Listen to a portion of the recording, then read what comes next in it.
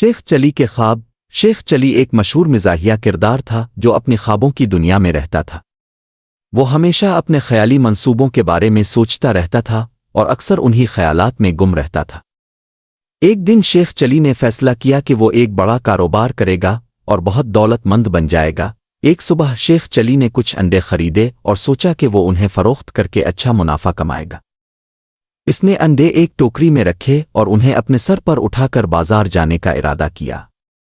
راستے میں وہ سوچنے لگا، جب میں ان انڈوں کو فروخت کروں گا تو مجھے اچھی قیمت ملے گی۔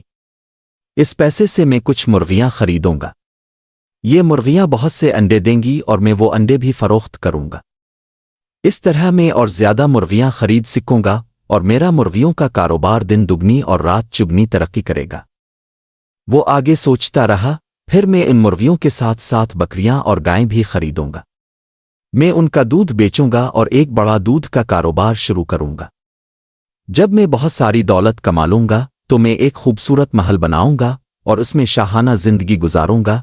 شیخ چلی نے خیالوں میں آگے بڑھتے ہوئے سوچا، پھر میں ایک خوبصورت شہزادی سے شادی کروں گا اور وہ میرے ساتھ محل میں رہے گی۔ سب لوگ میری دولت اور شان و شوکت کی تعریف کریں گے۔ ان خیالوں میں گم شیخ چلی اتنا خوش ہوا کہ اس نے زور سے قہقہا لگایا اور اپنے سر کو جھٹکا دیا۔ جیسے ہی اس نے سر کو جھٹکا دیا، اس کے سر پر رکھی ٹوکری گر گئی اور سارے انڈے زمین پر ٹوٹ گئے۔ شیخ چلی کے سارے خواب پل بھر میں چکنا چور ہو گئے۔ وہ حیرانی سے ٹوٹے ہوئے انڈوں کو دیکھنے لگا اور سمجھ گیا کہ وہ خوابوں میں کچھ زیادہ ہی دور نکل گیا تھا۔ کہانی کا سبق۔ یہ کہانی ہمیں سکھاتی ہے کہ صرف خواب دیکھنے سے کچھ حاصل نہیں ہوتا۔ ہمیں اپنے خوابوں کو پورا کرنے کے لیے محنت، سمجھداری اور عملی منصوبہ بندی کی ضرورت ہوتی ہے۔